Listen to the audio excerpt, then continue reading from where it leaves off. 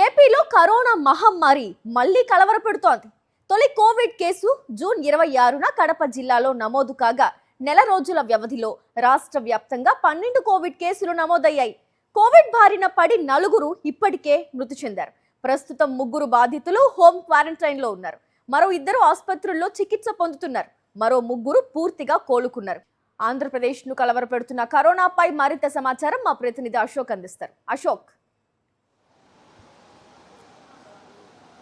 Gracie, ఏపీలో మరోమారు corona virus విస్తరణ అనేది కూడా సాగుతున్న పరిస్థితి కనిపిస్తుంది. కేవలం ఏదైతే నెల రోజుల వ్యవధి, ఏదైతే జూన్ 26న తొలి కేసు కడప జిల్లాలో నమోదైంది. ఆ రోజు నుంచి కూడా జూలై 16 వరకు కూడా, అంటే 20 రోజుల వ్యవధిలో దాదాపుగా 12 మంది కోవిడ్ బారిన పడ్డారు. వీరిలో అత్యధికంగా కడప జిల్లాకు సంబంధించిన వారే ఉన్నారు చెప్పుకోవచ్చు. కడపలో 8 కేసులు నమోదైతే 8లో 3 మృత్యువాత పడిన పరిస్థితి కనిపిస్తుంది. అలాగే గుంటూరులో 2 కేసులు, అలాగే విశాఖపట్నం, కాకినాడలో కూడా ఒక్కొక్క కరోనా కేసు నమోదైన పరిస్థితి కనిపిస్తుంది.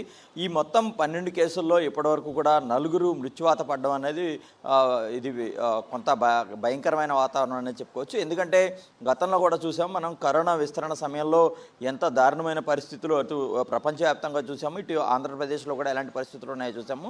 ఈ నేపథ్యంలో కరోనా విస్తరణకు సంబంధించి ఆ వ్యాప్తి జరగకుండా తీసుకోవాల్సిన జాగ్రత్తలపై ప్రభుత్వం అయితే కూడా దృష్టి సారించాల్సిన అవసరం చాలా స్పష్టంగా కనిపిస్తుంది. ఎందుకంటే 12 కేసులు నమోదైతే 4 మృత్యువాత పడడం అనేది తీవ్ర ఆందోళనకరమైన అంశం అనేది చెప్పుకోవచ్చు. అయితే ప్రస్తుతం ఈ 12 కేసులు ఎవరైతే 4 చనిపోయారో, మిగిలిన 8 మందిలో ఒక 3 ఆల్రెడీ హోమ్ క్వారంటైన్లో చికిత్స పొందుతున్నారు. మరొక 3 ఆసుపత్రిలో చికిత్స పొందుతున్న పరిస్థితి. మరొక 2 మాత్రం పూర్తిగా కోలుకోవడంతో వారి ఇళ్లకు చేరుకున్నారు.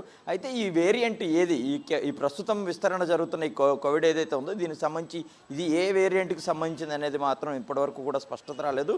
దీనికి సంబంధించి 5 శాంపిల్స్ను పూణేలోని ల్యాబ్కు పంపించారు.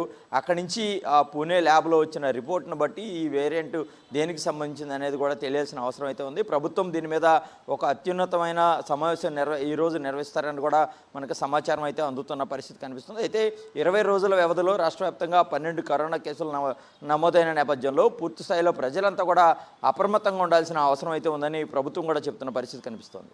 Right, thank you Ashok.